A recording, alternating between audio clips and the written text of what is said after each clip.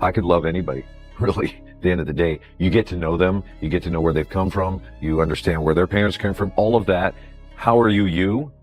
I can accept that. I actually said, I think this is really fucking lame and weak that we cannot get together, us. Show with Flotsam and Jetsam, I load my bass cabinet into my Ford truck, right? 11 days later, playing sold-out shows in Japan with Metallica.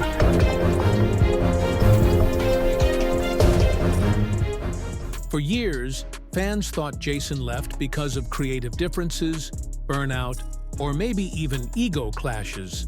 But the truth runs much deeper, tangled in loyalty, control, and the unbearable weight of being the new guy in a band that had already lost its heart once before. When Jason walked away in January 2001, it shook the rock world. He wasn't just quitting a band. He was leaving behind the identity he'd built for 15 years, the brotherhood he bled for, and a name that had defined an era.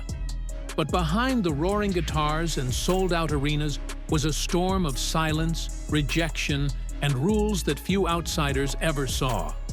This isn't just a story about leaving Metallica. It's about how success can trap you, how loyalty can break you, and how speaking your truth, even in a room full of legends, can cost you everything. Today, we uncover what Jason Newsted really revealed in his interviews, piecing together the untold truth behind his decision to leave one of the greatest bands in history.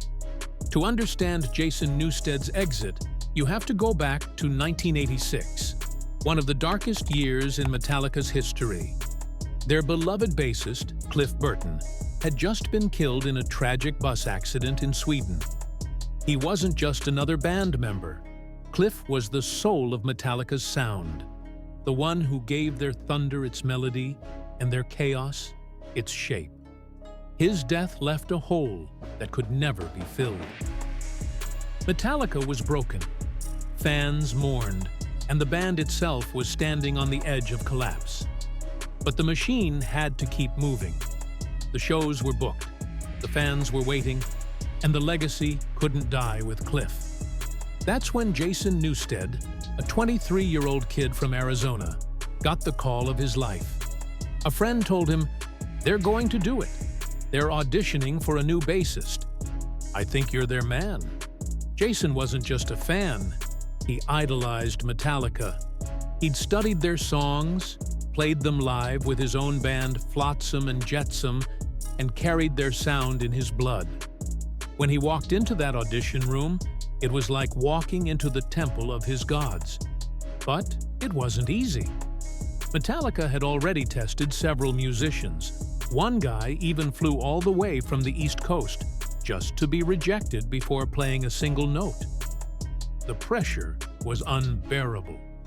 Jason recalled walking in, heart pounding, clutching a notepad with Metallica's old set list written down, determined to show that he already knew every song, every riff, every pause. They jammed, and in that moment, something clicked. Jason's energy, his precision, his dedication, it fit. He didn't replace Cliff, no one could, but he brought a new kind of fire, one born from respect, hunger, and pure love for the music. Still, stepping into that world came with a heavy burden. He wasn't just joining a band, he was entering a family grieving its lost brother. Every move he made, every note he played, carried the weight of comparison.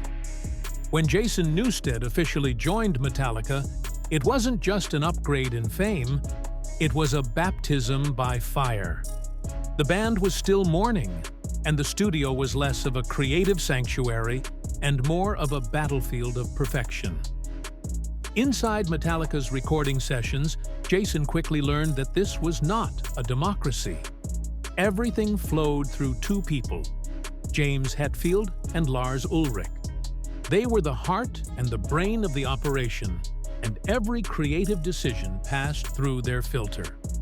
That was Metallica's machine, built on control, rhythm, and relentless precision. Jason, the newest member, could only watch and learn. He recorded riffs and fragments, handing them over like offerings, unsure which would be chosen or if any would ever be used at all. He wanted to contribute, to prove his worth. But how do you add to something already considered perfect? Every time he played, he could feel the invisible comparison to Cliff Burton, a ghost that still hovered in every note. That single sentence captured his role perfectly. He was there to support, not to lead, to stand behind the storm, not in it. Still, he gave everything. On stage, Jason was pure energy, headbanging until his neck bled, his voice cracking with passion as he screamed backing vocals that shook arenas. Fans loved him for it. But behind the amplifiers, things weren't as loud.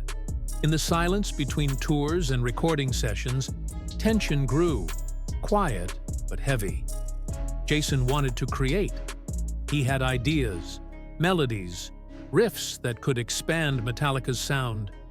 But each time he tried to bring them forward, they disappeared into the void of, "We'll see."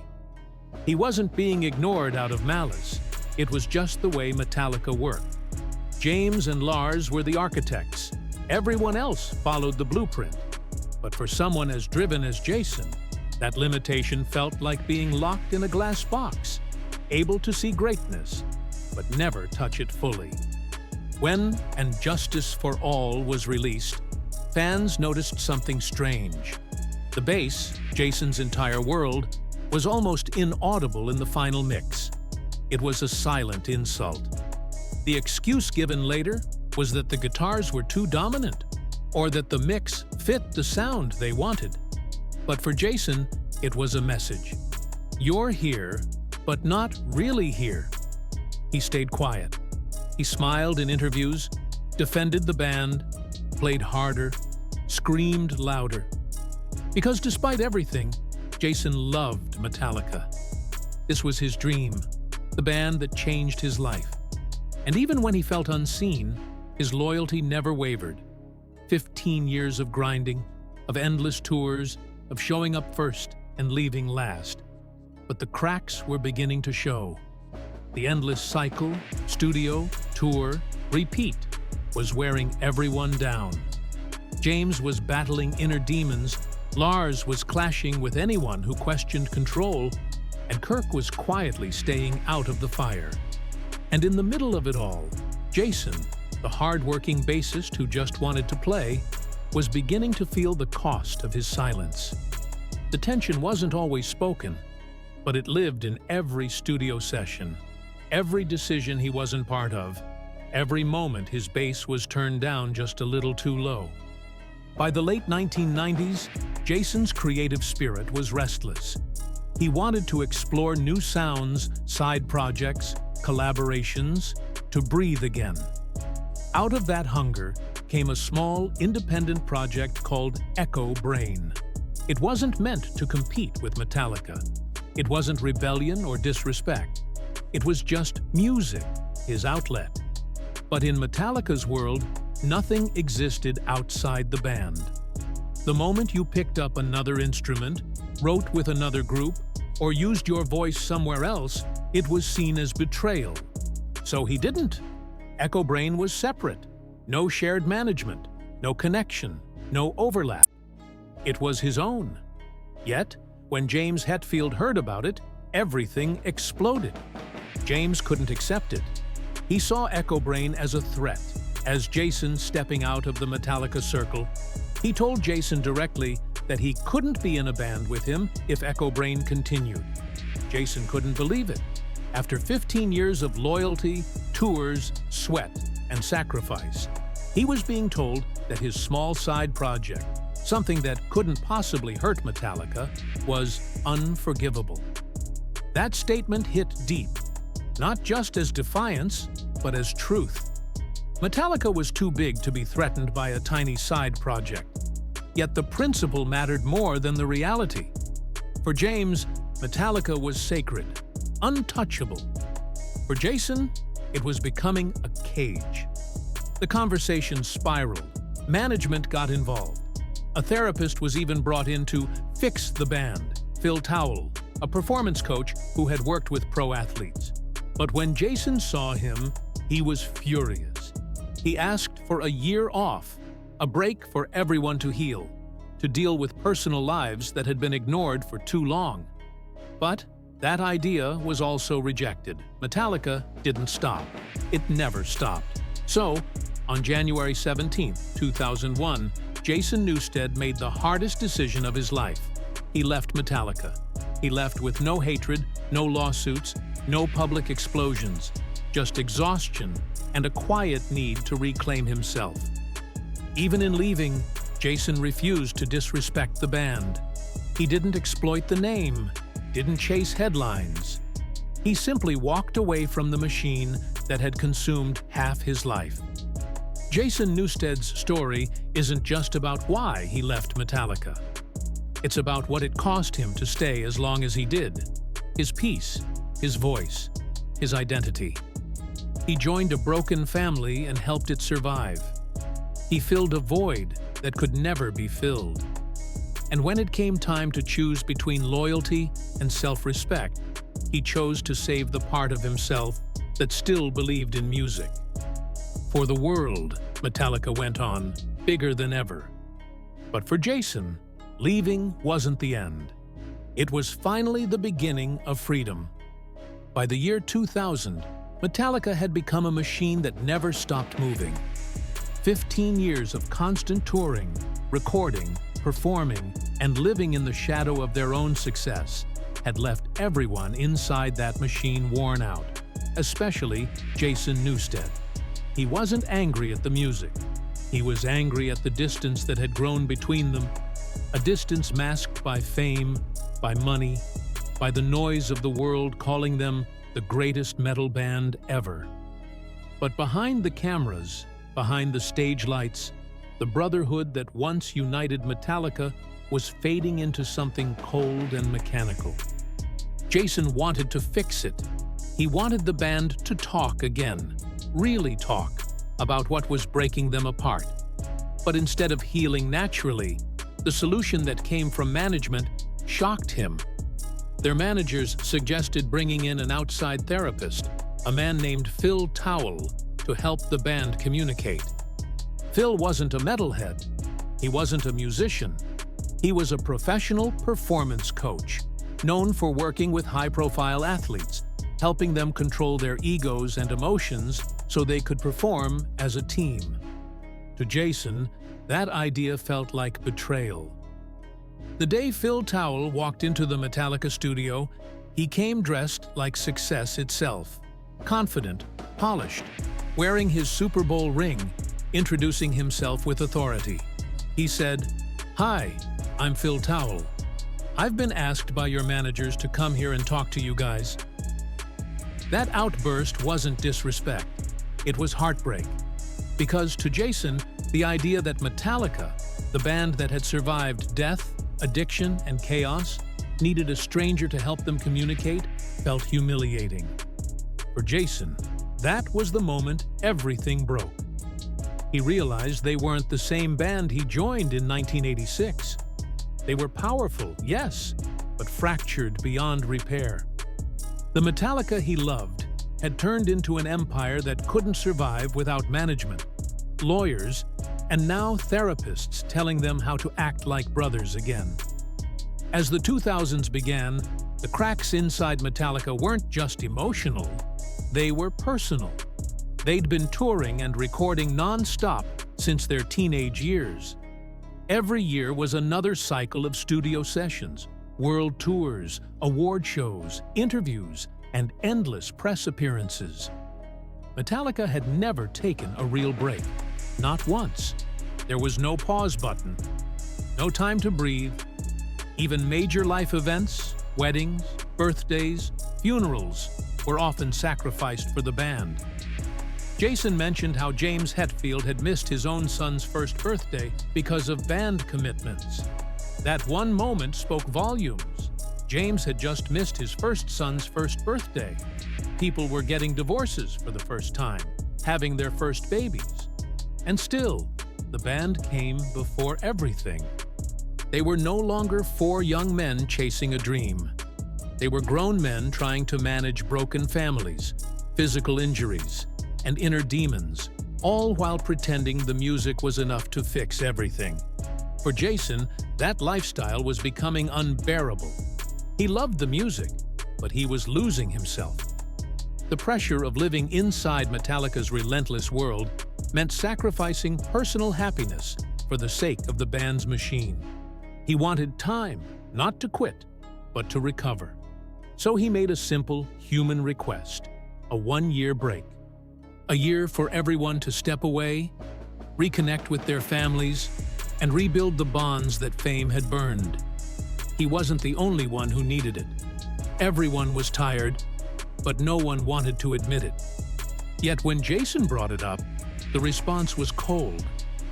To James, taking a year off felt like weakness, like letting the engine cool down when the world still demanded more fire. I think that this is really fucking lame and weak that we cannot get together, us.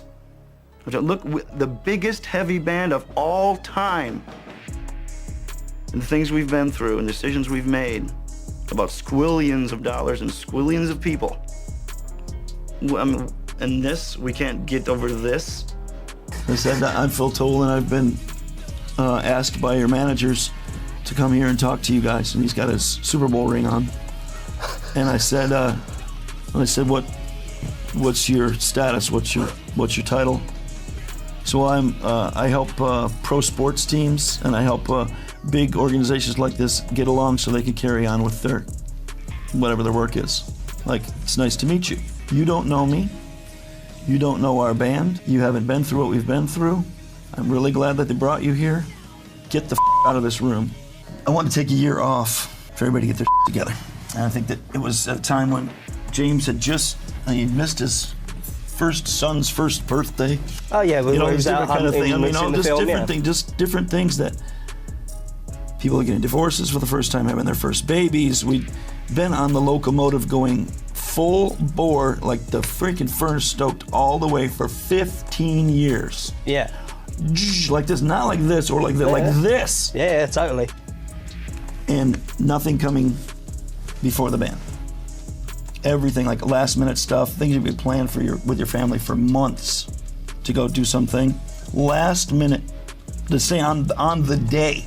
Yeah. Right? Oh, you got to go do this video for this thing, VH1, blah, blah, whatever the Yeah. Ends up, you go there, you wait around for 6 hours, you go and play for 5 minutes, they put 2 minutes of it on the TV, and then go back home, but you missed the whole family thing. And went full bore, all the tours that everybody knows about, all the landmark things that happened. James, and for better or for worse, James being burned, broken arms, neck and shoulder injuries, alcoholism, drug addiction, all the things that go along with the program. Yeah. All that stuff is taking place and currently ongoing, whatever, at that moment, January 10th of 2001. Behind the scenes, James was struggling with control, with substance use, and with the idea of losing grip on the Metallica empire. His life had been the band, his identity tied to its success. Jason's request for time, for breathing room, felt to James like a betrayal. Instead of finding empathy, Jason found resistance. Instead of being heard, he was misunderstood.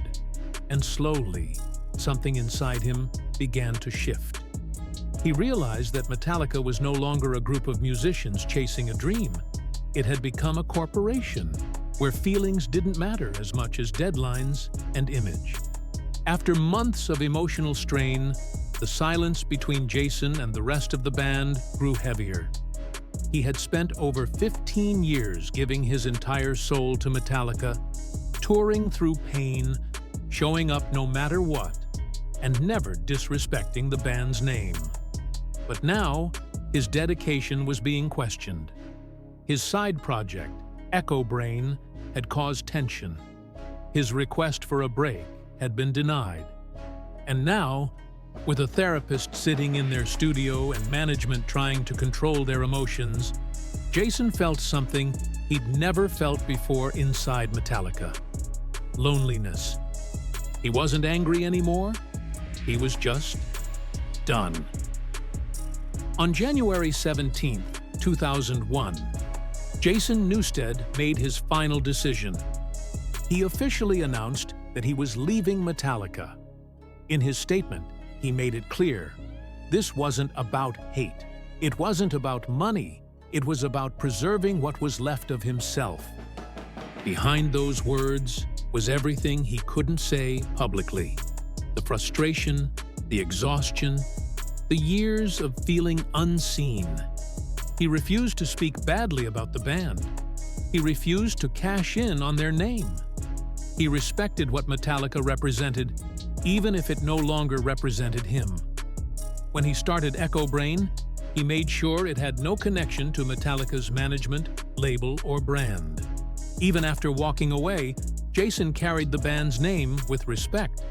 He didn't attack them in the press, didn't reveal personal secrets, didn't try to hurt their image. He simply walked out with dignity. That quiet exit said more than any headline could. He was the man who entered Metallica as a fan, a kid who had worshipped their sound, who gave everything he had to keep their legacy alive after tragedy. And he left as a man who had finally realized that even dreams can become prisons. For years after, fans debated whether he was wrong to leave or whether Metallica should have treated him better. But Jason never fueled the fire. He stayed grounded, grateful, and true to himself. Those words summed up his entire journey: proud, honest, unbroken. Leaving Metallica wasn't the end of Jason Newsted's story. It was the moment he reclaimed his freedom. He'd spent half his life living inside the machine, a machine that demanded everything and left nothing untouched. But when he finally stepped out, he rediscovered why he'd picked up the bass in the first place: for the love of music, not the weight of fame. In the years that followed, Jason continued to play, to create, and to live on his own terms. And while Metallica went on, rebuilding itself through chaos, therapy, and time, Jason found peace in being just Jason Newsted again. His story isn't one of betrayal. It's one of survival, of knowing when to hold on and when to let go. After walking away from Metallica, Jason Newsted didn't fade into the shadows. He found himself again. For 15 years, he had been part of the loudest, hardest-working metal band in the world, living inside a storm that never stopped spinning. But once he stepped out, the silence didn't feel like loss. It felt like freedom. Out of that quiet came Echo Brain, a smaller, more personal project that gave Jason the oxygen he'd been starving for. No massive record label control, no power struggles, no endless touring, just pure, unfiltered music. Echo Brain wasn't about fame, it was about healing. He poured his soul into it, reminding the world that creativity doesn't belong to the biggest name. It belongs to the artist brave enough to chase it, no matter the cost.